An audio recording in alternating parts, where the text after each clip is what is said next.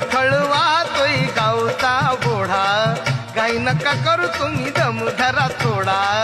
खळखळवातोय गावचा बोढा काही नका करू तुम्ही दम धरा थोडा पाऊस झालाय बरा वाटत पाऊस झालाय बरा डाव्या हातान साडी बर करा डाव्या हातान साडी बर करा उजव्या हातात सामान धरा डाव्या हातान साडी बर करा